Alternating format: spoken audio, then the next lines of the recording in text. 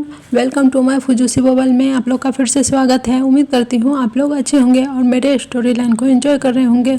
तो चलिए बिना कुछ देरी के हुए इस स्टोरी को स्टार्ट करते हैं। उससे पहले एक और बात, यार सॉरी मुझे कुछ टाइम लग गया यानी कि आने में वापस, इसलिए प्लीज़ यार माफ़ कर देना। और ये एक हिस्टोरिकल है, ओके। तो चलिए अब स्टोरी को स्टार्ट करते हैं।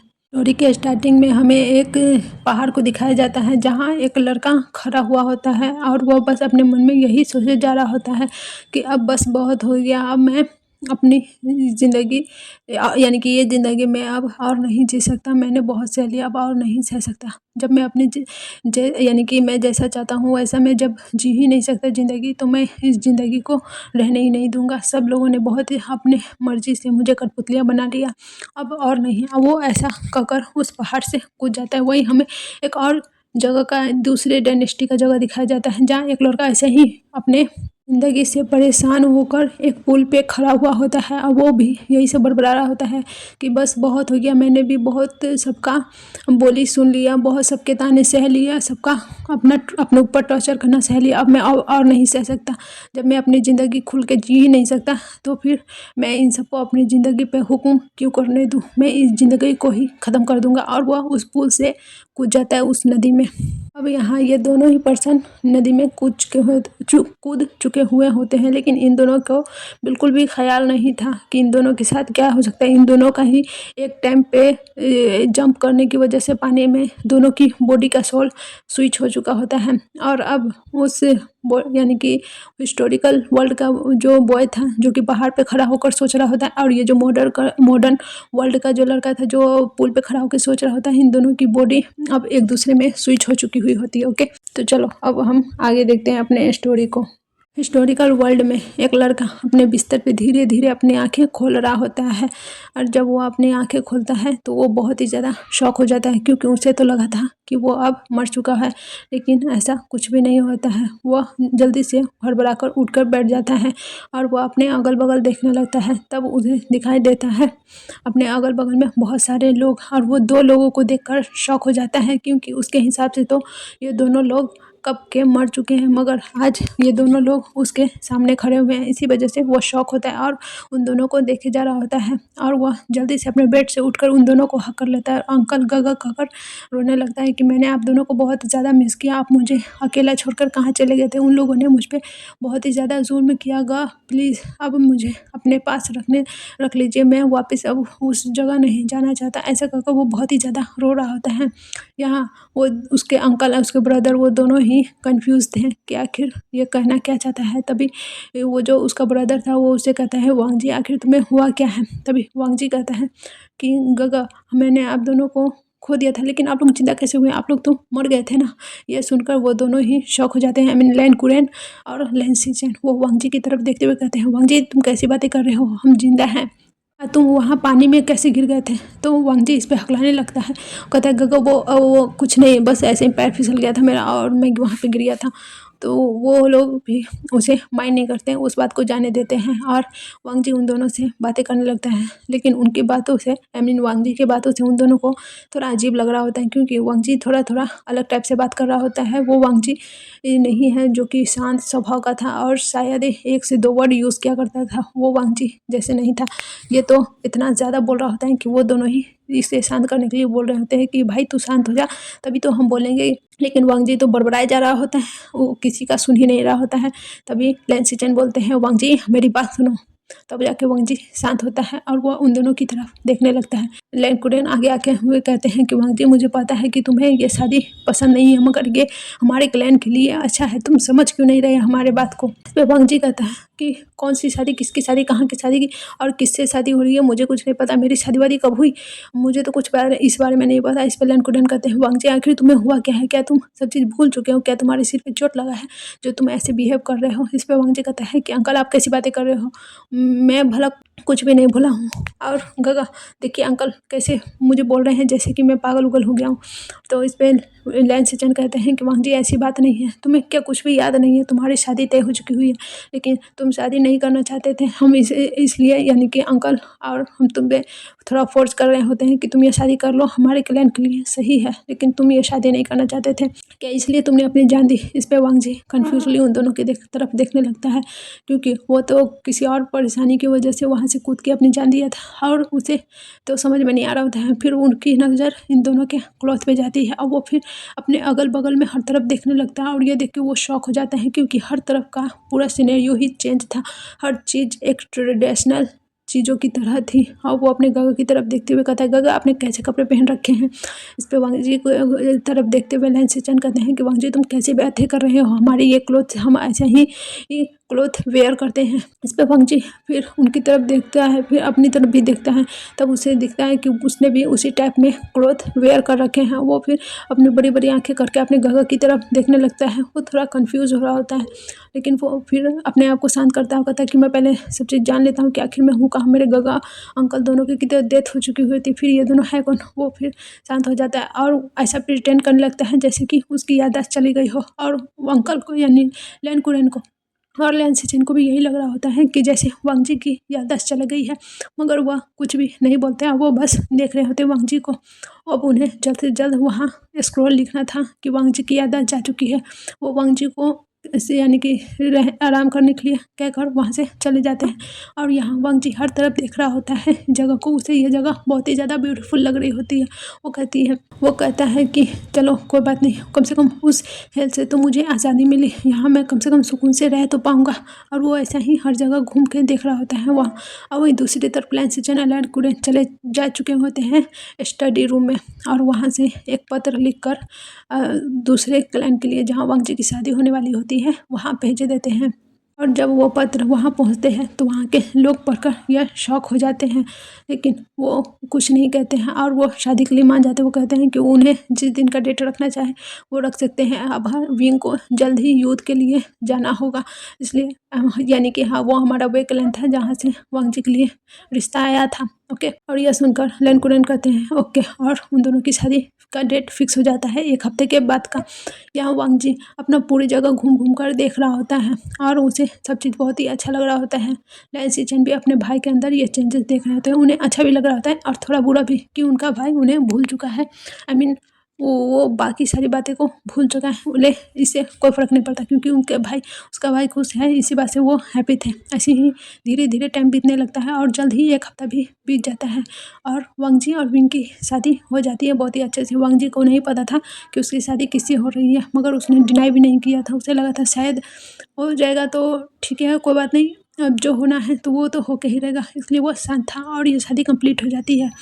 और सारे यानी कि वे क्लैन के सारे लोग अब वांग जी को लेके वहाँ से निकल चुके हुए होते हैं अपने क्लैन के लिए।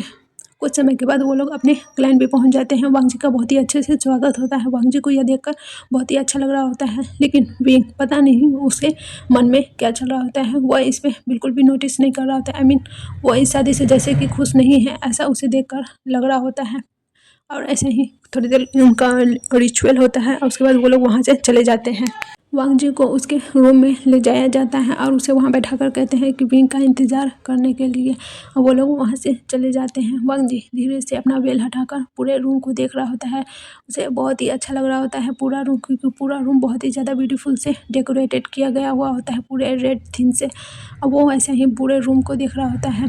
वहीं दूसरी तरफ अब हमें विंग का दिखाया जाता है, जो कि अपने माँ और बाबा के पास बैठा हुआ होता है और उन्हें देख रहा होता है। तभी यानी कि मैडम जियांग यू कहती है विंग से कि विंग अब तुम्हारी शादी हो चुकी है, अब तुम्हें अपना और उसका भी जिम्मेदारी उठाना होगा। इस पे विंग कहता है कि आप लोगों ने कहा था मुझे शादी करने के लिए, मैंने कर लिया है, अब आगे मैं कुछ भी नहीं जानता। इस पे मैडम यू कहती हैं कि विंग तुम ऐसा नहीं कर सकते, तुम्हारी शादी हुई है, तुम्हें यह जिम्मेदारी उठानी होगी। ये सब सुन के विंग वहाँ से गुस्से से उठता है और चला जाता है। और यहाँ पे एक और बात मैं बता दूँ कि जियांग फैमिली यहाँ पे विंग की कोई अडॉप्टेड नहीं फैमिली नहीं है, बल्कि उसकी अपनी फैमिली रियल है। और विंग यहाँ का बड़ा बेटा है, जो कि यहाँ का लैन क्लैन का लीडर भी, आई मीन लैन यार जियांग क्लैन का नया किंग भी है। ओके, विंग को वहाँ से चले जाने के बाद मैं गुस्से में जियांग फेमे की तरफ मैडम यू देखती है और कहती है कि अब हम क्या करें, हमने इसकी शादी उसे तो करा दी है, मगर अब हम क्या करें आगे, ये तो कुछ समझने का नाम ही नहीं ले रहा है। इस पर जियांग फेमिया कहते हैं कि कोई बात नहीं, इन लोग की शादी हो गई है, जैसे जैसे ये लोग साथ रहेंगे वैसे धीरे धीरे इन दोनों के बीच अपना प्यार भी बन जाएगा, तुम फिक्र मत करो। मैडम यू भी ओके कर देती है। अब हमें दूसरा वांग जी के रूम का, आई मीन विंग के रूम का सीन दिखाया जाता है। विंग वहाँ पहुँचता है तो देखता है कि वांग जी पूरे रूम को देख रहा है। वो वहाँ गुस्से में जाता है और वांग जी को पकड़कर अपनी तरफ मोड़ता है और उतना ही गुस्से से उसका वेल भी हटाता है और उसकी तरफ देखते हुए कहता है कि देखो, मेरी फैमिली के फोर्स करने पे मैंने तुमसे शादी की है, ठीक है, और मेरा तुमसे कोई मतलब नहीं है। तुम मुझसे कोई भी एक्सपेक्टेशन मत रखना कि मैं तुम्हें एक हफ्ते यानी कि एक हस्बैंड की तरह प्यार करूँगा या फिर तुम्हें वो सब राइट्स दूंगा। तुम सब बस यहाँ मेरी वाइफ का नाम लेकर रह सकती हो और अपना यहाँ जैसे चाहे वैसे रहो, मुझे उससे कोई मतलब नहीं है, बस मेरे सामने मत आया करना। ऐसा कहकर वो वहाँ से जाने लगता है और उसे कह देता है कि आज भर तुम यहीं रुक लो। यार सॉरी, इस रूम में क्या हमारे बीच बातें होती है नहीं होती है, तुम्हें जाकर बाहर किसी को भी नहीं बताना है। बाहर बस हम इतना ही प्रिटेंड करेंगे कि हम दोनों एक दूसरे के साथ खुश हैं, समझ में आया? और ऐसा कहकर वो वहाँ से चला जाता है। लेकिन वो अब कर भी नहीं कर सक यानी कि वो अब कुछ भी नहीं कर सकता था क्योंकि उसकी मैरिज हो चुकी है। वो कुछ देर और इधर उधर देखता है और फिर जाकर अपने बेड पे सो जाता है। अब हमें नेक्स्ट मॉर्निंग का सीन दिखाया जाता है। विंग खिड़की के जरिए अंदर आता है रूम में और वो वांग जी को देखता है, जो कि पहले से उठ के बैठा हुआ था क्योंकि उसे 5 बजे उठ के बैठने की आदत थी, यानी कि उसे 5 बजे ही उठने की आदत थी, इसलिए वांग जी पहले से ही उठा हुआ था और वो फ्रेश भी हो चुका हुआ होता है। विंग आता है, उसकी तरफ एक नज़र भी नहीं देखता है और जाकर अपना रेडी होने लगता है। कुछ देर के बाद वो दोनों ही रूम से बाहर निकलते हैं और उससे पहले विंग ने वांग जी से कह दिया होता है कि हमारे बीच इस रूम में क्या बातें हुई है ये तुम्हें कुछ भी बाहर जाके किसी को नहीं बताना है, समझ में आया? तो वांग जी भी ओके कर देता है। उसके बाद वो दोनों ही नीचे आते हैं। अब ऐसा ही दिन बीतने लगा हुआ होता है। विंग वांग जी पे थोड़ा सा भी ध्यान नहीं देता था। वो बस अपने रूम में आता है, एक रूममेट कैसे रहता है बस उसे ही वो उसके साथ रहता था, लेकिन उससे भी बेकार क्योंकि रूममेट एक दूसरे से बात भी करते हैं, मगर विंग वांग जी से कुछ भी नहीं बोलता था। वो बस रूम में आता, अपना फ्रेश होता और सो जाता, सुबह उठ के बस चला जाता। इतना ही उसके रूम में आने का काम था। वांग जी भी किसी को नहीं बता रहा होता है इस बारे में क्योंकि विंग ने उसे साफ साफ मना कर रखा हुआ होता है। एक दिन हम वांग जी को यानी वांग जी जब चल रहा होता है बाहर, तब उसे एक रूम से बहुत ही ज़्यादा चीखने और चिल्लाने की आवाज़ आती है। जब वह उस रूम की तरफ जा रहा होता है तो वो तेज़ और भी ज़्यादा आवाज़ यानी कि वो आवाज़ और भी ज़्यादा तेज़ हो जा रही होती है। विंग यानी कि वांग जी यह सुनकर बहुत ही ज़्यादा यानी कि घबरा जाता है कि आखिर कौन है जो इतना ज़्यादा चिल्ला रहा है। वो धीरे धीरे उस रूम के अंदर जाने लगता है। जब वो उस रूम के अंदर जाता है तो देखता है कि एक शख्स जो कि बेड पर लेटा हुआ है और बहुत ही ज़्यादा चिल्ला रहा है। वांग जी को दिखाई देता है कि अगल में सारे लोग हैं, यानी कि मैडम यू, जियांग फेमिया, कुछ हीलर्स, विंग सब है और एक और लेडी है जो कि जियांग यानली है, वो भी है वहीं पे। वो बस उस इंसान को देखे जा रहे हैं जो कि बेड पे लेटा हुआ चीख रहा है। वांग जी वहाँ पे जाता है और बोलता है कि आखिर क्या हुआ है। तो मैडम यू उसकी तरफ देखते हुए कहती है कि कुछ नहीं वांग जी, मगर वांग जी बोलने लगता है कि बोलिए ना आंट, प्लीज़ बोलिए क्या हुआ है। तो इस पर यानी कि वो बोलता है महारानी बताइए क्या हुआ है। तो इस पर मैडम यू कहती है कि मैंने तुम्हें कितनी बार कहा है कि मुझे महारानी बोलने की ज़रूरत नहीं है, तुम भी मुझे विंग की तरह माँ बोला करो, ओके, और मैं तुम्हें बाद में आराम से बताऊंगी। तो वो कहता है ओके, और वो वहीं पे बैठ के देखने लगता है। कुछ देर के बाद वांग जी यानी कि वांग जी देखता है कि बेड पे जो शख्स लेटा हुआ था उसे नींद आ चुकी है और वह सो चुका है। आई मीन उसे हीलर्स ने जो मेडिसिन्स दिए थे उसकी वजह से वह अब नींद में जा चुका है और सब लोग रूम से बाहर निकल जाते हैं। वो हीलर्स कुछ बात करते हैं मैडम यू और जियांग फेमिया से, अब वो दोनों वहाँ से चले जाते हैं। अब यानी कि वांग जी जाता है मैडम यू के पास और उसे पूछने लगता है कि आखिर क्या हुआ है। तभी विंग चिल्लाने लगता है वांग जी पे कि तुम एक ही बात को कितना ज़्यादा बार रिपीट कर रहे हो? क्या तुम्हें समझ में नहीं आ रहा है कि अगर बोल रहे हैं कि कुछ देर रुक जाओ बाद में बता देंगे, तो ऐसे क्यों रट लगा के रखे हुए हो? इस पे मैडम यू विंग पे चिल्लाते हुए कहती है, विंग ये तुम कैसे बिहेव कर रहे हो वांग जी के साथ? तुम्हें बिल्कुल भी समझ है? हाँ। वांग जी की तरफ यानी कि मैडम यू वांग जी की तरफ देखती है, जो कि बहुत ही ज़्यादा सैड हो चुका होता है वांग जी के चिल्लाने पे, विंग के चिल्लाने पे, और उसके आंखों में आंसू भी आ चुके हुए होते हैं। तभी मैडम यू उसे शांत कराती है और उसे अपने साथ ले जाती है। जहाँ फिर में आके विंग के पास कहते हैं कि विंग, मुझे पता है कि हमने तुम्हारी शादी फोर्सफुली कराई है, मगर तुम्हें अब उसका ख्याल रखना होगा, वो भी तुम्हारी जिम्मेदारी है। और वांग जी यानी कि विंग ये सब सुनकर और भी ज़्यादा गुस्सा हो जाता है, वो वहाँ से वैसा ही चला जाता है। तब हमें अब यानी कि अब हमें मैडम यू और वांग जी की तरफ का सीन दिखाया जाता है। मैडम यू वांग जी के सब कुछ बताती हैं कि एक युद्ध में जब वांग जी यानी कि वो उनका छोटा बेटा जियांग चन है, जो कि एक युद्ध में विंग और जियांग चन दोनों गए हुए थे, तभी एक उधर का उनका राइवल वांग जियांग चन को अपने कब्जे में कर लिया था और उसका गोल्डन कोर डिस्ट्रॉय कर दिया था। इसी वजह से वांग जी जियांग चन इतना ज़्यादा हाइपर रहता है और वो बहुत ही ज़्यादा गुस्से में रहता है और चीखता चिल्लाता रहता है, क्योंकि उसे एक बहुत बड़ा वॉरियर बनना था, मगर अब उसका गोल्डन कोर नहीं रहा। इसी वजह से वो अब न कल्टिवेट कर सकता है, न एक वॉरियर बन सकता है। वांग जी यह सब सुनकर बहुत ही ज़्यादा दंग हो जाता है और वो उसकी तरफ देखते हुए कहता है कि क्या कोई अगर गोल्डन कोर नहीं है उनके पास, अगर उनका स्पिरिचुअल पावर नहीं है, तो क्या वो जिंदा नहीं रह सकते? आम इंसान कैसे जिंदा रहते हैं? इस पे मैडम यू कहती हैं तो वो रह सकता है, मगर वो एक वॉरियर बनना चाहता है, इसी वजह से वो हमेशा चिल्लाता रहता है और गुस्से में रहता है, उसका टेम्पर हमेशा हाइपर रहता है। और वो ऐसे ही वांग जी को सब कुछ बता देती है। वांग जी भी वहाँ से चला जाता है। ये सब सुनने के बाद वो पूरा रात बस यही बारे में सोच रहा होता है कि उसे क्या करना चाहिए जियांग चक को ठीक करने के लिए। और उसे एक आइडिया आ जाता है और वो एक स्माइल करता है और कहता है कि ठीक है, अब मुझे इस पर कल से वर्क कर देना चाहिए, क्योंकि अब मैं भी तो एक आम ही इंसान हूँ, भले ही मैं दूसरी दुनिया से आया हूँ, लेकिन मेरे पास भी तो कोई अब यानी कि पावर नहीं है। और वो कहते हैं कि ठीक है, अब हमें ऐसा ही यानी कि वो यही सब सोच कर सो जाता है स्माइल करता हुआ। नेक्स्ट मॉर्निंग का सीन दिखाया जाता है। वांग जी जाकर मैडम यू को अपने प्लान के बारे में बताता है। मैडम यू उसे कहती है कि तुम ऐसा मत करो, क्योंकि जियांग चंग बहुत ही ज़्यादा गुस्सैल है।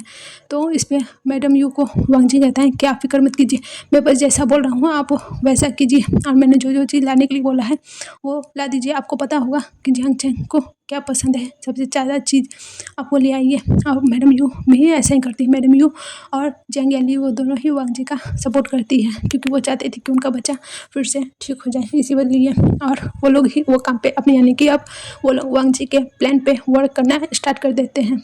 वो लोग अपना काम कंप्लीट कर लेते हैं तो वांग जी को आकर बताते हैं और वांग जी भी ओके कर देता है। अब वो जाता है अपने प्लान को पूरा एग्जीक्यूट करने, मतलब जियांग चंग को ठीक करने के मिशन पे। वांग जी धीरे धीरे जियांग चंग के रूम में जाता है और देखता है कि जियांग चंग जगा हुआ है और वो शांति से बैठा हुआ है और बस सीलिंग की तरफ देखे जा रहा है। तब वांग जी उसके पास जाकर कहता है, हेलो, क्या तुमने मुझे पहचाना? तो इस पे वांग जी की तरफ जियांग चंग एक नज़र उठा के देखता है और वो कुछ भी नहीं बोलता, वापस से वैसा ही अब यानी कि अब वो फ्लोर की तरफ देखने लगा होता है। वांग जी यह सब देखता है और वो उसके पास चला जाता है और कहता है कि तुम्हें महारानी ने बुलाया है, माँ ने बुलाया है, चलो। इस पर जियांग चंग कहता है कि मुझे नहीं जाना है, तुम जाओ यहाँ से। तो जी कहता है कि बस एक बार चलो तो सही, तुम घर में कब तक बैठे हुए रहोगे, चलो मेरे साथ। इस पर जियांग चंग उसकी तरफ देखते हुए कहता है कि मैंने कहा ना मुझे नहीं जाना है, तुम जिद क्यों कर रहे हो?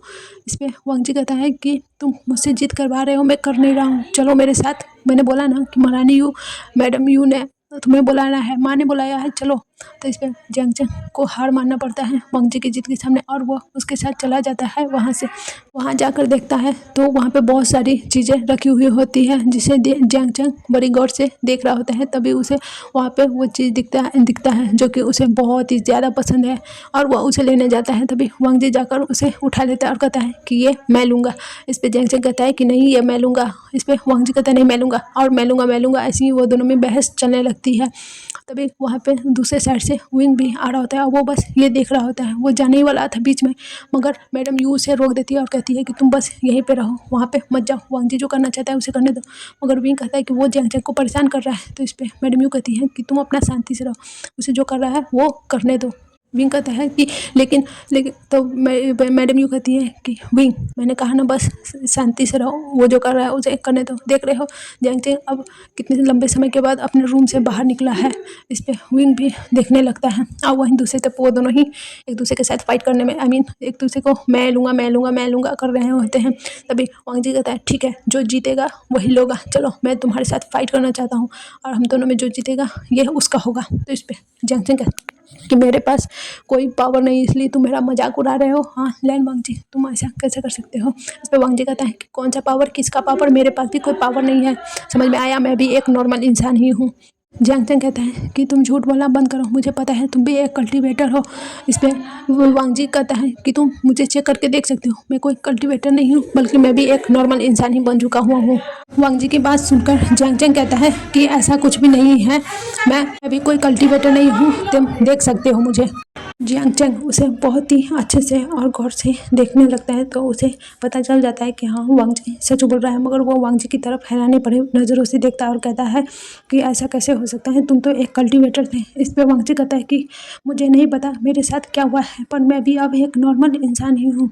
तो वांग जी को देखकर जियांग चैंग कहता है कि हाँ मुझे पता चल गया है कि तुम एक नॉर्मल इंसान ही हो, क्योंकि कल्टीवेटरों का ऑरा ही अलग होता है। इस वजह से जियांग चैंग पहचान गया था कि वांग जी कोई कल्टीवेटर नहीं बल्कि एक नॉर्मल इंसान है। और वो दोनों ऐसे ही कुछ देर यानी कि वांग जी को अब यार वांग जी अब जियांग चैंग की तरफ देखते हुए कहता है तो अब तुम्हें यकीन तो हो गया ना कि मैं भी एक नॉर्मल इंसान हूँ।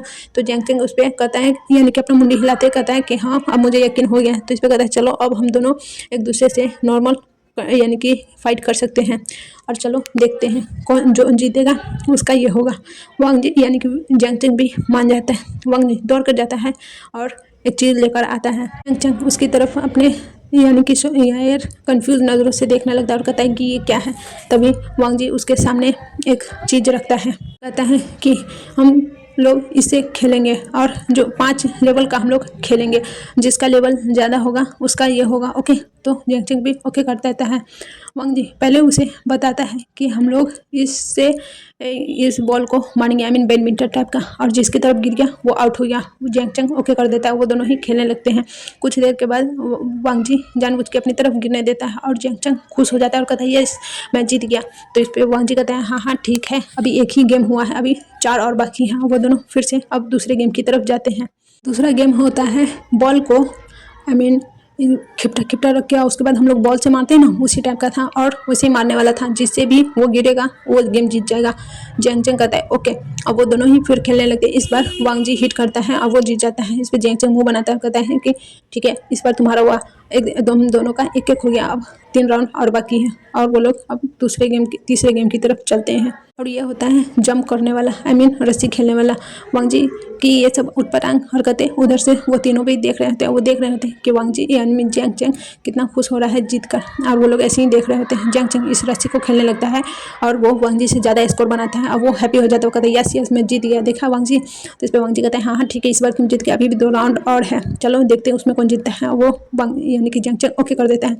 अब हम चलते हैं चौथे राउंड के पास। चौथे राउंड में उन लोग को एक ग्राउंड का चक्कर मारना था, जो पहले चक्कर मारेगा वो जीतेगा। इसमें वो दोनों ही रन लगाना शुरू कर देते हैं। वांग जी 1 2 3 करता है और वो दोनों ही भागना शुरू कर देते हैं। इस पे वांग जी जीत जाता है और कहता है कि ये मैं जीत गया, देखा जियांग चैंग मैं जीत गया। इस पे जियांग चैंग कहता है ठीक है अब लास्ट राउंड और जो पहले जीतेगा अब देखते हैं पहले कौन जीतता है। इस पे वांग जी कहता है ओके। अब वो दोनों जाते हैं एक तालाब के पास और वांग जी उसे बताते हैं कि हमें ऐसे करके फेंकना है, जिसका ज़्यादा होगा वो जीतेगा। और वो दोनों ही ऐसे फेंकने लगते हैं। इस पे जियांग चैंग का ज़्यादा उछलता है और वांग जी बहुत धीरे मारता है ताकि जियांग चैंग जीत जाए, और जियांग चैंग जीत जाता है। वो ये करके बहुत ही ज़्यादा खुश हो जाता है और बहुत ही ज़्यादा उछलने लगता है और कहता है मैं जीत गया मैं जीत गया मैं जीत गया। और वो ऐसी जीत खुश हो रहा होता है और वो वांग जी को यानी कि जीत दिखाते हुए कहता है कि देखा मैं जीत गया ना। इस पर वांग जी अपना सैड सा मुँह बनाते हुए कहता है हाँ हाँ ठीक है तुम जीत गए, जाओ इस बार तुम्हारा हो गया। जियांग चैंग वांग जी को देखता है और वो जाकर वांग जी को चिरा चिरा कर खाने लगता है। वो कुछ और नहीं बल्कि यानी कि हाथों का बनाया हुआ लोटस सूप था, जो कि जियांग चैंग को बहुत ही ज़्यादा पसंद था और उसके लिए दोनों उस वक्त से फाइट कर रहे होते हैं। जियांग चैंग को कुछ देखकर इतना मैडम यू और विंग भी हैप्पी होते हैं और उन्हें हैरत भी होता है कि वांग जी ने एक पल में ही जियांग चैंग को कितना अलग कर दिया। वो अब तक कितना ज़्यादा सैड रहता था और कैसे रहता था, और वांग जी ने जियांग चैंग को कैसे अपने अलग टाइप में यानी कि अलग ही तरीके से जीना सिखा दिया। वो लोग बहुत ही ज़्यादा हैप्पी थे। वो लोग जैंग चैंग को देख रहे थे जो कि बहुत ही ज़्यादा हैप्पी होकर अपना लोटस सूप खा रहा होता है और वांग जी को चिढ़ा चिढ़ा कर और वांग जी अपना सैड सा मुँह बनाया हुआ होता है। ये सब देखकर विंग को भी अच्छा लगता है। वो इस्तेमाल करता हुआ उन दोनों की तरफ देख रहा होता है। उसके बाद वो लोग वहीं पे यानी कि अब इसे यहीं पे एंड करते हैं। अब हम दिखा देते हैं दूसरी जगह का सीन, एक बैटल फील्ड जहाँ बहुत ही ज़्यादा तेज़ी से मारपीट होना स्टार्ट हो चुका हुआ होता है और वहाँ के लोग यानी कि बिना अपने लीडर के वो लोग कमज़ोर पड़ रहे होते हैं। तभी वहाँ का एक लीडर यानी कि एक सिपाही जल्दी से वहाँ से खत भेजता है और यहाँ खत अब वेकलैंड में आ चुका होता है जो कि विंग के पास आता है और विंग जल्दी अपने वो यानी कि फाइटिंग के मैदान में पहुंच चुका होता है। वो लोग वहाँ से ज़ोर शोर से फाइट कर रहे होते हैं। यही वांग जी और जियांग चंग का केमिस्ट्री भी बहुत ही अच्छा से बैठ चुका हुआ होता है। वांग जी हमेशा जियांग चंग के साथ किसी न किसी चीज़ का शर्त लगाया करता था। कभी वो लोग कूदते फांदते वहाँ जाना है, कभी फाइटिंग में यानी कि दौड़ना है, कभी तो रेसिंग करना है यानी कि करना है, कभी घोड़ा यानी कि हॉर्स राइडिंग करना है। ऐसे ही वो लोग कर रहे होते हैं। वो दोनों ही इसमें बहुत ही ज़्यादा हैप्पी थे। जियांग चंग भी अब वो भूल चुका हुआ होता है कि उसके पास गोल्डन को नहीं, बल्कि वो जियांग चंग भी इतने अच्छे दोस्त को पाकर, वांग जी जैसे दोस्त को पाकर बहुत ही ज़्यादा हैप्पी था। वो दोनों हमेशा ही कोई ना कोई उटपटांग हरकतें करते रहते हैं। ये देखकर जियांग फेमिया और जियांग यू दोनों ही बहुत ही ज़्यादा हैप्पी थी कि हाँ, वांग जी ने उनके बच्चे को अब अलग ही टाइप से जीना सिखा दिया है। अब उन्हें उतना परेशान होने की ज़रूरत नहीं है। अब वांग जी और जियांग चंग दोनों बहुत ही ज़्यादा खुश थे। अब हमें दूसरी तरफ बैटलफील्ड का दिखाया जाता है। विंग के पहुंचने के बाद वो बैटलफील्ड बहुत ही ज़्यादा तेज़ी से और आगे होने लगा हुआ था, होने लगा हुआ होता है और इसमें विंग के सिपाही जीत जाते हैं क्योंकि विंग वहाँ का लीडर था, बहुत ही ज़्यादा अच्छा वॉरियर था और उसकी वजह से वो लोग वहाँ जीत चुके हुए होते हैं। वो लोग बहुत ही ज़्यादा खुशी मनाते हुए अपने क्लैन में आते हैं, बट पूरे क्लैन में ही सब लोग बहुत ही हैप्पी होते हैं अपने महाराज के ये विजेता देखकर। और ऐसे ही पूरे में पूरे जियांग क्लैन को सजाया जाता है और वो लोग पूरे सब चीज़ को तैयारी कर रहे होते हैं। वही हमें विंग को दिखाया जाता है। विंग हमेशा ही मैडम यू से जियांग चंग के बारे में बात करती रहती थी। इसमें मैडम यू हर चीज़ बताया करती थी कि कैसे उन दोनों ने मिलकर आज ये शैतानियाँ किया, आज ये किया, आज वो किया। इस पर यह सुन कर वांग जी का ख्याल विंग के मन में आने लगा हुआ होता है। वह धीरे धीरे वांग जी के बारे में सोचने लगा हुआ होता है। वो आकर बहुत ही बेसब्री से सिर्फ और सिर्फ वांग जी को देखने लगा था क्योंकि वांग जी की इतनी ज़्यादा कारनामे सुनकर वो भी बहुत ही ज़्यादा एक्साइटेड था वांग जी से मिलने के लिए और वो पूरे क्लैन में बस वांग जी को ही ढूंढ रहा होता है। मगर वांग जी का मजाल की नींद वो तो जियांग चंग के साथ फिर से एक नया कांड करने में तुला हुआ होता है और वो दोनों ही वहाँ एक एक लकड़ी का डंडा लेकर उसे ही तलवार समझ के यानी कि वांग जी कह रहा होता है कि तलवार जरूरी नहीं है, इस लकड़ी के डंडे को भी हम तलवार मान सकते हैं। और वो दोनों ही एक दूसरे के साथ लड़ाई कर रहे होते हैं और वो दोनों बहुत ही हंस रहे होते हैं, बहुत ही ज़्यादा हैप्पी थे। वांग जी जियांग चंग दोनों ही इतने अच्छे से फाइट कर रहे होते हैं। तभी जियांग चंग क्या सोचता है, वो वांग जी को हल्का सा एक कीचड़ में ले जाके पुश कर देता है जिसमें वांग जी जाकर धप से गिरता है और वो पूरा का पूरा भूत बन चुका हुआ होता है। वो ये देखता है तो वो जियांग चंग की तरफ देखता है और कहता है अच्छा तुमने मेरे साथ ये क्या भी पता था। वो जाता है जियांग चंग को पकड़ के भी उसी कीचड़ में धकेल देता है। वो दोनों ही एक दूसरे के साथ कीचड़ कीचड़ खेलने लगते हैं। कुछ देर के बाद वो दोनों ही देखते हैं कि उन दोनों की ही हालत ख़राब हो चुकी हुई होती है और अब उन दोनों को अपने क्लैन में यानी कि वापस महल में लौट जाना चाहिए। तो वो दोनों ही चले जाते हैं एक पूल में नहाने के लिए। वो दोनों ही बॉय थे, इसे उन दोनों को कोई प्रॉब्लम नहीं था, ये कोई ओमेगा वर्स नहीं है। ओके, वो दोनों ही नहाने के लिए चले जाते हैं। तभी विंग को पता चलता है कि ये दोनों इस साइड आ गए। विंग भी इसी साइड आ रहा होता है और वह जब देखता है कि वांग जी और जियांग चंग दोनों ही नहा रहे हैं और वांग जी ऊपर से हाफ निकेट है, वो तो उसे देखता ही रह जाता है, इतनी मिल्की वाइट स्किन। और फिर उसके माइंड में एक बात क्लिक होती है कि वो जियांग चंग के साथ निकेट नहा रहा है। उसे पता नहीं बहुत ही ज़्यादा जेलसी फील होती है और वो बस अपने डार्क आइज से वांग जी की तरफ देखे जा रहा होता है। वहाँ पे कुछ भी नहीं करता है और बस अपना पोकर फेस लेकर यानी कि गुस्सा तो भर भर के था मगर वो दिखाना नहीं चाहता था और वो वैसे ही जाके वहाँ पे अपना गला खसखसाता है। तभी चैंग और वांग जी दोनों ही उसकी तरफ देखते हैं। वांग जी तो देख कर मुँह बना लेते हैं क्योंकि विंग का बिहेवियर उसे बिल्कुल पसंद नहीं आता। हाँ, भले ही वो हैंडसम है जिसे देखकर कोई भी मर जाएगा, मगर इतना भी खड़ूस है कि छोड़ो, उससे तो ध्यान देना बेकार है। वो उस पर ध्यान नहीं देता और वो दूसरे साइड अपना फेस करके फिर से नहाने लगता है और चेक करता है गगा आप यहाँ। तो इस पर विंग कहता है कि माँ मदर तुम दोनों को बुला रही है, जल्दी चलो। और वो जंग जंग कहता है कि ठीक है गगा 2 मिनट रुके, हम दोनों आते हैं। वो वांगजी के तरफ घूमता है और कहता है वांगजी जल्दी जल्दी करो, हमें जाना होगा। वो दोनों ही जल्दी जल्दी नहाते हैं एक दूसरे को, यानी कि कहीं कहीं पे मिट्टी लगा हुआ होता है तो साफ कर देते हैं। ये देख के तो जी विंग का और भी दिमाग खराब हो रहा होता है, मगर वो कुछ भी नहीं करता है। और वहाँ से वो तीनों ही निकल जाते हैं महल की तरफ।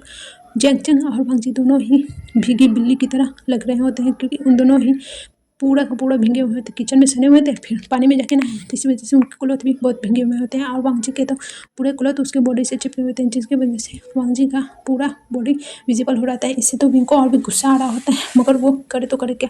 वो क्लैन के अंदर घुसने से पहले देखा था पीछे 2-4 लोग जो कि वांगजी की तरफ देखे जा रहे हैं। ये देखकर तो वो जल्दी से अपना बाथरूम यानी कि ऊपर का लेयर हटाता है और वांगजी को ढक देता है और कहता है कि तुम कैसे हो, तुम्हारी पूरी बॉडी विजिबल हो रही है और ऐसे ही चल रहे हो, इसे पहन लो। और वांगजी भी कुछ नहीं करता, क्योंकि वो भी देख रहा होता है कि सब लोग उसे देख रहे हैं। तो इस वजह से वो विंग के ऊपर का लेयर ब्लैक कलर का अपने ऊपर रैप कर लेता है और वो तीनों ही महल में आ जाते हैं। महल में जब आते हैं तो सब लोग बस वांगजी और जैंग चैंग को देख रहे होते हैं, क्योंकि वो दोनों ही बहुत ही ज़्यादा भीगे हुए और क्यूट लग रहे होते हैं, क्योंकि उन दोनों की ही नाक बहुत ही और अच्छी रेड रेड हो चुकी हुई होती है कोल्ड पॉन में, यानी कि ठंडे में नहाकर, क्योंकि अभी ठंड का समय था, इसी वजह से अंदर आ जाते हैं। मैडम यू आती है, उन दोनों को देखकर स्माइल करने लगती है और कहती है तुम दोनों ने आज क्या शरारत की। तब वांगजी जैंग चैंग के बारे में बताने लगता है कि मदर देखो इसने क्या किया, इसने मुझे किचन में गिरा दिया था और मैं पूरा कीचड़ कीचड़ हो गया था। उसके बाद जंग चैंग करने लगता है ओह मैंने तुम्हें गिरा था, तुमने जो मुझे गिरा था, तुमने भी तो मुझे पूरा कीचड़ कीचड़ कर दिया था। वो दोनों ही एक दूसरे के बारे में शिकायत कर रहे होते हैं और विंग बस साइड में खड़ा ये सब सुने जा रहा होता है। उसे बिल्कुल भी अच्छा नहीं लग रहा होता है जियांग चैंग और वांगजी का इतना क्लोजनेस, मगर उसे समझ में नहीं आ रहा होता है कि उसे इतना बुरा क्यों लग रहा है। और वो कुछ देर उन दोनों को घूरता रहता है, मगर उसे जब वहाँ पे अपना गुस्सा कंट्रोल नहीं हो रहा है तो वो वहाँ से चला जाता है। इस तरफ मैडम उन दोनों को कहते कि जाओ अपने रूम में और फ्रेश हो जाओ, नहीं ना तुम दोनों को जुकाम हो जाएगा। वो दोनों ही अपने अपने रूम में चले जाते हैं। कुछ देर के बाद सब लोग डाइनिंग हॉल में बैठे हुए होते हैं और सब लोग इनको बस शाबाशी दे रहते हैं कि आप यानी कि बधाई दे रहे होते हैं कि इस युद्ध को जीतने के लिए। और वो बस सबका शुक्रिया अदा कर रहा होता है उसे शाबाशी देने के लिए, और वो बस सबको देखे जा रहा होता है। उसका नज़र तो बार बार वांगजी की तरफ ही जा रहा होता है, मगर वांगजी जो उसकी तरफ एक नज़र भी देख ले, बिल्कुल नहीं भाई, तुमने मेरे साथ ऐसा बिहेव किया था, मैं तुम्हारी तरफ देखूंगा भी नहीं, बिल्कुल नहीं देखूंगा। वो बस उसे इग्नोर करता हुआ बाकी सबसे क्या बातें कर रहा होता है और सबसे ज़्यादा जंग चैंग के साथ हंस हंस के बातें कर रहा होता है। वो दोनों अपने नेक्स्ट यानी कि क्या करेंगे नेक्स्ट डे का वो सोच रहे होते हैं और दोनों ही स्माइल किए जा रहे होते हैं। मैडम यू को बहुत ही अच्छा लग रहा होता है जैंग चैंग को ऐसे देखकर। मैडम यानी कि जैंग याली भी मैडम यू की तरफ देखती हुई कहती है कि माँ हमने बहुत अच्छा किया वांगजी को यहाँ लाकर, वो सच में कितना ज़्यादा चुलबुला है, हमने जैसा सुना था वैसा तो बिल्कुल भी नहीं है। इसमें मैडम यू कहती है हाँ सही कहा, हमने जैसा सुना था ये शायद वहाँ के इतने सारे रूल्स की वजह से वांगजी वहाँ ऐसा नहीं रहता था, मगर वो जब सारे रूल से आज़ाद हुआ तो यहाँ अपने यानी कि अपने रियल पर्सनैलिटी यानी कि अपने अंदर का सारा इमोशन यहाँ दिखा रहा है। तो इसमें यानी कहती है हाँ मदर मुझे भी यही लगता है, और वो बस उन दोनों को बहुत ही प्यार से देख रही होती है। और वांगजी को तो बिंग बहुत ही गुस्से में देख रहा होता है, क्योंकि इस बंदे ने इसका हस्बैंड आया है इतने बड़े युद्ध को जीत कर, लेकिन इस बंदे की क्या मज़ा जो अपने हस्बैंड की तरफ एक नज़र तो देख ले, कितना बड़ा ढीठ है। उसे तो बस यही समझ में नहीं आ रहा होता कि आखिर ये कर क्या ऐसा कर क्यों रहा है, और बस उसे देख रहा होता है गुस्से में, क्योंकि वो वांगजी के साथ आई मीन बिंग वांगजी के साथ थोड़ी बातें करना चाहता था उसे मिल के, क्योंकि वो जितना वांगजी के बारे में सुना था वो उतना ज़्यादा एक्साइटेड हो रखा था वांगजी से बात करने के लिए। और वो अभी भी देख रहा होता है कि वांगजी जैसा बताया गया वैसा बिल्कुल भी नहीं, वो बल्कि बिल्कुल अलग है, और वो बस देख रहा होता है वांगजी को। मगर वांगजी जो एक मजाल भी ना देख ले, इस वजह से उसका गुस्सा चले जाता है। जो लोग भी मुझे बधाई दे रहे होते हैं वो उस पर तो समझो ध्यान ही नहीं दे रहा होता है। ऐसा ही अब डिनर टाइम ख़त्म हो जाता है, में वांगजी का रूम विंग का रूम दिखाया जाता है, जहाँ विंग बहुत ही ज़्यादा गुस्से में था और वांगजी जैंग चैंग के साथ बात करते हुए हंसते हुए आ रहा होता है। जैंग चैंग उसके रूम तक उसे छोड़कर चला जाता है कि अब मैं जा रहा हूँ सोने, कल हम फिर मस्ती करेंगे, और वो इसी कहता वो वहाँ से चला जाता है। वांगजी जब रूम में आता है तो देखता है विंग को, मगर वो उस पर ध्यान न देते हुए इग्नोर करता हुआ अपना सोने के लिए प्रिपरेशन यानी कि अपने सोने के लिए तैयारी करने लगता है। वांग जी को ऐसे देखकर विंग को और भी ज़्यादा गुस्सा आता है कि वो रूम में आने के बाद भी उसकी तरफ एक नज़र भी नहीं देख रहा। वो जाता है वांग जी को पकड़ कर अपनी तरफ खींच लेता है और वो कहता है कि तुम आखिर ऐसा कर क्यों रहे हो? क्या तुम्हें दिख नहीं रहा कि मैं आया हूँ इतने समय के बाद? तो तुम्हें मेरे पास होना चाहिए, मुझसे बातें करनी चाहिए, तुम मेरे वाइफ हो। समझ में आया? इस पे वांग जी कहता है कि आप महाराज आप कैसी बातें कर रहे हो? आपने ही तो कहा था कि हम दोनों को एक दूसरे से कोई मतलब नहीं रखना चाहिए, तो फिर आप ऐसी बातें क्यों कर रहे हो? वांग जी को अपनी यानी कि विंग को अपनी कही हुई बातें क्लिक होती है और वो यानी कि वो अजीब सा फील करता है। वो वांग जी का हाथ छोड़ देता है और वो वहाँ से जाने लगता है, मगर उसे बहुत ही अजीब सा फील हो रहा था। वो क्यों आखिर इसके बारे में सोच रहा है? वो क्यों चाहता है कि ये भी उससे वैसे ही बातें करे जैसे सब लोग से बातें करता है। वो बस ये सब सोचे जा रहा होता है, मगर उसे कुछ समझ में नहीं आ रहा होता है। कुछ देर के बाद वांग जी अपना बेड पे लेटकर और आंखें बंद कर चुका होता है और विंग भी बगल में आके लेट जाता है। वो बस वांग जी को एक टूक देखे जा रहा होता है कि यह इसने सच ही तो कहा है। मैंने तो इसे हर चीज़ के लिए मना किया था। मेरे करीब नहीं आने के लिए, मुझसे कोई मतलब नहीं रखने के लिए मना किया था, फिर मैं ऐसा अजीब सा बिहेव क्यों कर रहा हूँ? वो ये सब कन्फ्यूज़न में था। बस ऐसा ही सोचता हुआ सो जाता है। अब हमें नेक्स्ट मॉर्निंग का सीन दिखाया जाता है। वांग जी अपने डेली काम में ऐसे लग चुका होता है। अब वो विंग को पूरी फुल्ली इग्नोर कर रहा होता है और विंग को ये बिल्कुल पसंद नहीं आ रहा होता है। ऐसे ही करते करते लगभग 1 महीना बीत चुका होता है। विंग वांग जी को हर पल नोटिस किया करता था कि वो कितना चुलबुला है, कितना अच्छे से रहता है सबका, कितने प्यार से बातें करता है, मगर बस उसके साथ नहीं। वो चाहता था कि वांग जी उससे भी उतना ही प्यार से बात करे और वैसे ही उसके लिए स्माइल करे, मगर वांग जी जब भी विंग के सामने आता था तो वो अपना पोकर फेस बना लेता था और वो बिल्कुल सीरियस टाइप का रहता था। इससे विंग को और भी ज़्यादा बुरा लगता था और वो बस ये सब सोचा जा रहा होता है। इन 1 महीने में उसे फील हो गया था कि हाँ, वो वांग जी को अब पसंद करने लगा है, कि प्यार करने लगा है। उसे वो भी समझ में नहीं आया था, मगर इतना पसंद है, इतना पता चल गया था कि हाँ, वो वांग जी को पसंद करता है। वो ऐसा ही सोच रहा होता है, तभी वांग जी के पास एक लड़का आता है और वो दोनों बहुत ही मस्ती करने लगते हैं। वह भी जैसे तैसे करके अपने भाई को तो बर्दाश्त करता था, जैंग चैंग को वांग जी के साथ, मगर वो किसी और को वांग जी के साथ बर्दाश्त नहीं कर पा रहा था। और रात का सीन दिखाया जाता है। वांग जी जब फिर से रूम में आता है तो भी उसे पकड़ कर दीवार पर पुश कर लेता है। वो कहता है कि आखिर तुम उस लड़के के साथ क्यों इतना हंस हंस कर बातें कर रहे थे, क्या तुम मुझे बताओगे? इस पर वांग जी कहता है कि देखिए, मैं क्या कर रहा हूँ क्या नहीं कर रहा हूँ मुझसे आपको कोई मतलब नहीं होना चाहिए। इस पर विंग कहता है मुझे मतलब होना चाहिए, मैं तुम्हारा हस्बैंड हूँ, समझ में आया?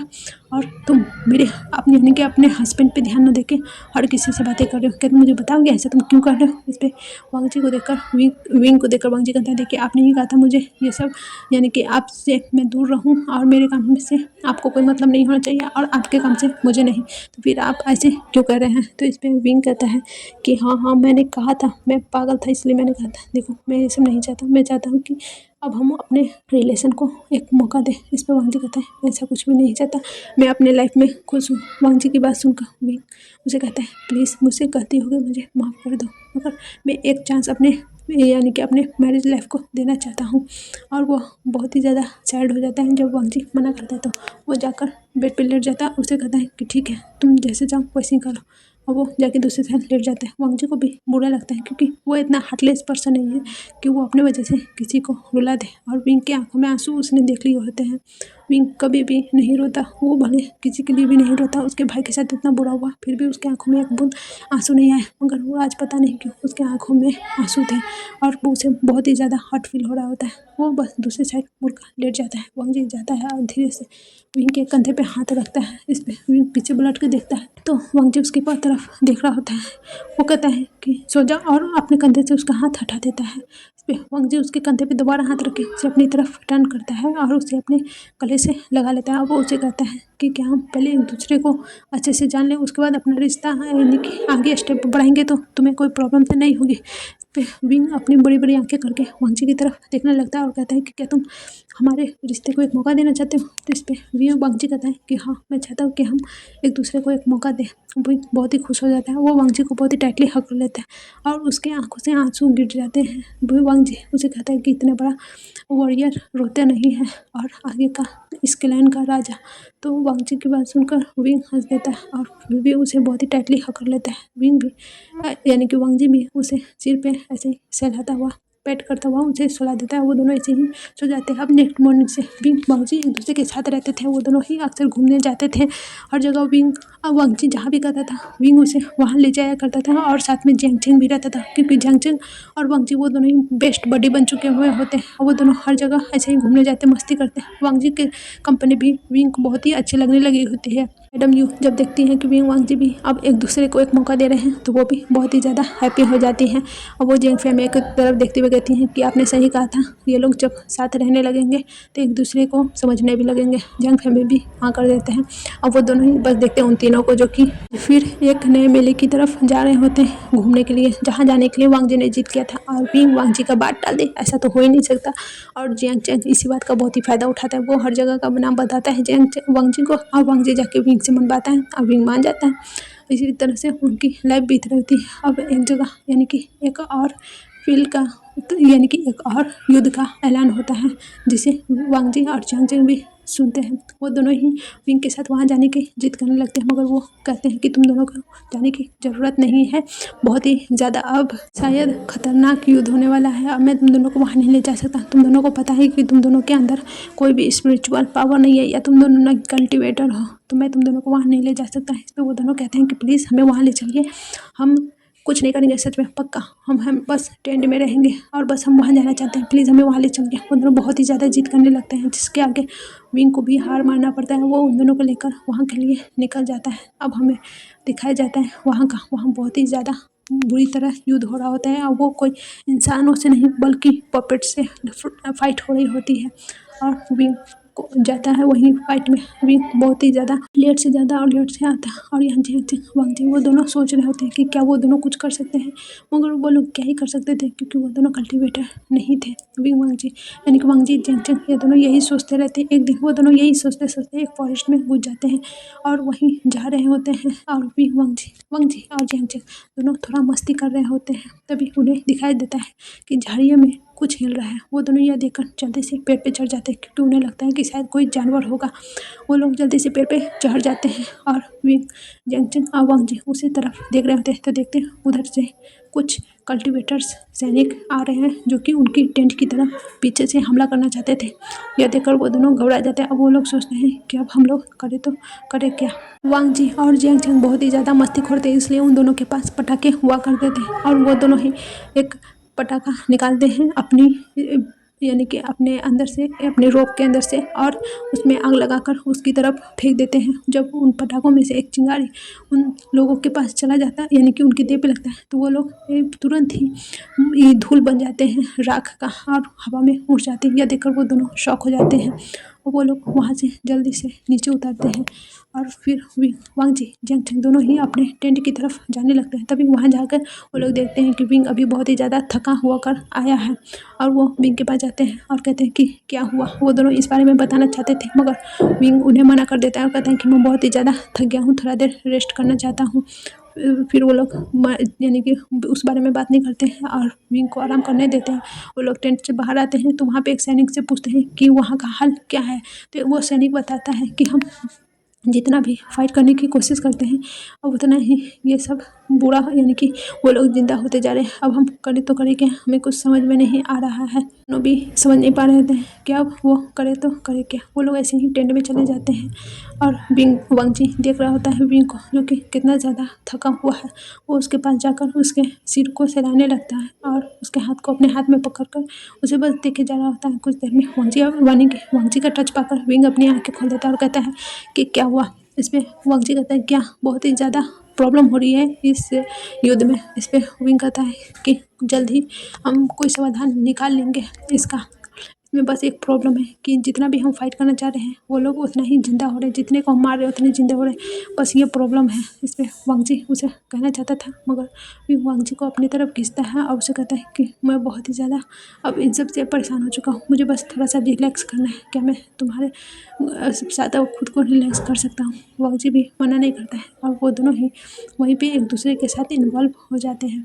विंग वांगजी के साथ बहुत ही ज़्यादा पैशनेटली इंटीमेट हो रहा होता है और वांग जी बहुत ही ज़्यादा मोइन कर रहा होता है वो विंग का नाम लेकर। और विंग को इससे बहुत ही अच्छा फील हो रहा होता है, उसे लग रहा होता है जैसे उसे बहुत ही ज़्यादा रिलैक्स फील हो रहा है और वो दोनों ऐसे ही पूरा रात निकाल देते हैं। अब हमें नेक्स्ट मॉर्निंग का सीन दिखाया जाता है।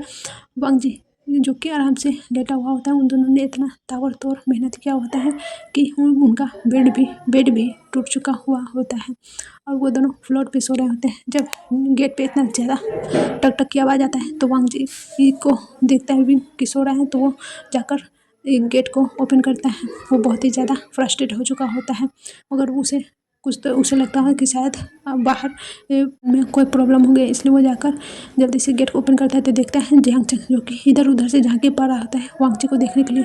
और वो कहता है कि गंगा वांग जी क्या है, मुझे उससे बहुत ही ज़रूरी बात करनी है। इस पर विंग कहता है कि देखो तुम्हें अभी उनसे बात करने की ज़रूरत नहीं है, चलो हटो यहाँ से, मुझे अभी यानी कि विंग वांग जी को बहुत ही ज़्यादा रेस्ट करना है, वो बहुत ही ज़्यादा थका हुआ है, वो तुम्हारे साथ नहीं जा सकता।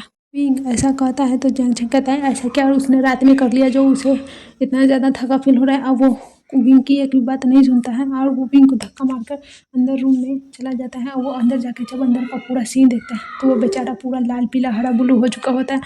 अब वो वहाँ से भाग चुका होता है और इन दोनों की इतनी हलचल सुन के वांग जी भी उठ चुका होता है।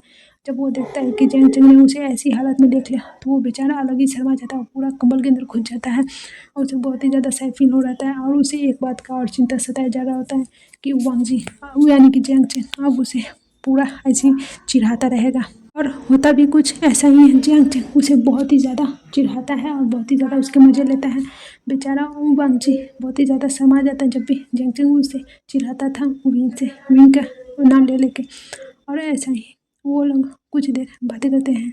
आई मीन जियांग चंग वांग जी कुछ देर बातें करते हुए चले जा रहे होते हैं, तब वहाँ जियांग चंग अब सीरियस हो जाता है। वो वांग जी से पूछने लगता है कि अब हमें क्या करना चाहिए। इस पर वांग जी कहता है कि तुम किस बारे में बात कर रहे हो। तो जियांग चंग कहता है कि वही जो हम लोगों ने कल किया था और देखा था, उन पपेट्स का क्या हाल हुआ था आग से। इस पे वांग जी जियांग चंग के कान में कुछ कहता है और जियांग चंग यह सुनकर बहुत ही ज़्यादा एक्साइटेड हो जाता है। वो कहता है कि सच में क्या हम दोनों ये करेंगे। तो वो दोनों हाँ कर देते हैं, यानी कि वांग जी हाँ कर देता है। और वो दोनों अब चुपके चुपके दुश्मनों के इलाके में जाने लगे हुए होते हैं। और वो लोग वहाँ जाकर दो सिपाहियों को पकड़ते हैं और उन दोनों को कूट पीट के बराबर कर देते हैं और उनका ड्रेस लेकर खुद ही पहन लेते हैं और वहाँ से चले जाते हैं अंदर उन घेरों में। आवाज़ आके कुछ ऐसा कांड करते हैं कि उन लोगों को ऐसा यानी कि कानो कान खबर भी नहीं था और वो दोनों ही लेकिन इस बार पकड़े जाते हैं। और वो जो है वो नहीं उसे नहीं यानी कि वो नहीं पहचान पाया था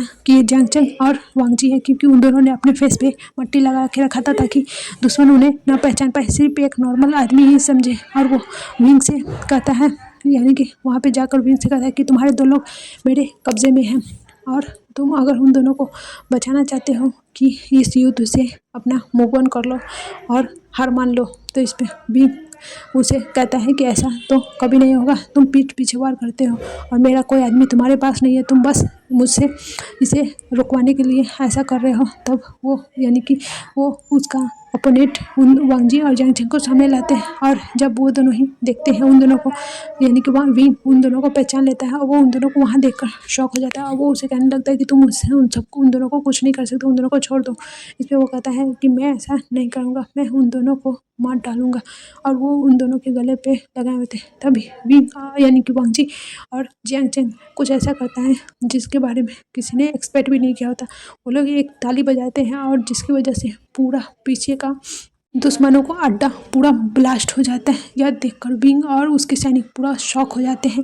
वो बस अपनी बड़ी बड़ी आंखों से उनकी तरफ देख लेते हैं और विंग तो जोर से चीख मारता है वांग जी जियांग चंग, और वो बस उसकी तरफ दौड़ने लगता है। तभी वहाँ से दिखाई देता है कि वांग जी और जियांग चंग दोनों बाहर आ रहे हैं और वो जल्दी से जाके उन दोनों को हक कर लेता है और उन्हें देखने लगता है कि तुम दोनों ठीक तो हो ना। इस पर वो दोनों कहते हैं कि हम ठीक है, आपको टेंशन लेने की ज़रूरत नहीं है। और विंग उन दोनों को लेकर वहाँ से महल की तरफ निकल जाता है। जब महल में पता चलता है कि वो लोग इस युद्ध को जीत चुके हैं तो वो लोग बहुत ही ज़्यादा हैप्पी होते हैं। और जब उन्हें पता चलता है कि ये कोई और नहीं बल्कि वांग जी और जियांग चंग की वजह से हुआ है तो वो लोग तो और भी ज़्यादा हैप्पी हो जाते हैं कि वांग जी और जियांग चेंग बिना कल्टीवेटर हुए भी इस युद्ध को जिता दिए हैं। अब हमें एक रूम का सीन दिखाया जाता है जहाँ वो वांग जी और जियांग चेंग शांति से बैठे हुए थे और सामने उसके विंग बैठा होता है और उन दोनों को घूर के देख रहा होता है कि आखिर तुम दोनों ने ये सब किया तो किया कैसे और तुम लोग वहाँ पहुँचे कैसे। तब वो दोनों पूरा बता देते हैं कि कैसे वो लोग जब थोड़ा यानी कि अपने कैंप के पीछे गए हुए थे उस जंगल में, तो उन दोनों ने उनसे देखा था कैसे कैसे सब कुछ किया, सब कुछ बता देते हैं। और उससे अब आग के बारे में कि उन दोनों ने कैसे आग लगाई थी इसके बारे में भी हम जान लेते हैं। यानी कि जियांग चेंग और वांग जी ने ऐसा किया था कि पूरे कैंप में, दुश्मनों के कैंप में बारूद को बिछा दिया था और वो लोग बस किसी चीज़ को ऐसे कर दिए थे कि बस ताली बजाते ही पूरा ब्लास्ट हो जाता। ऐसा उन लोगों ने सब कुछ प्लान कर रखा हुआ होता है। और ये सब सुनकर वांग जी की और जियांग चेंग की बातें सुनकर wing, Jiang family, Jiang Yu और उसके यानी कि जियांग याली ये सब शौक हो जाते हैं। लैन सेचन और लैन कुरेन भी थे, वो लोग भी ये सब सुनकर शौक हो चुके होते हैं कि वांग जी और जियांग चेंग ने ये सब किया है। लेकिन वो लोग बहुत ही ज़्यादा हैप्पी होते हैं और जियांग चेंग अब अपने आप पे प्राउड करता है कि वो कल्टीवेटर नहीं है, फिर भी उसने इस जंग को जिताया है और उन पे उनके माँ बाप भी बहुत ही ज़्यादा प्राउड फील होते हैं। और ऐसे कि चल रहा होता है। अब हमें नाइट का सीन दिखाया जाता है। वांग जी को भी पकड़ लेता और कहता है तुमने मुझे इतना ज़्यादा डरा दिया था, इसका तो पनिशमेंट तुम्हें मिलना ही चाहिए थे। और फिर उन दोनों के बीच ताबड़तोड़ करने लगते हैं, एक दूसरे के साथ इंटीमेट होने लगते हैं और उनका बेचारा फिर से उन दोनों के इस मेहनत का शिकार बना था और वो फिर से बेचारा टूट चुका होता है। और इसी के साथ होता है हमारा एपिसोड ख़त्म। यार बैकग्राउंड मुझे पता है बहुत ही ज़्यादा आए और बैकग्राउंड साउंड, मगर प्लीज़ यार उसे इग्नोर करना और मेरे वॉइस पे फोकस करना। Okay bye.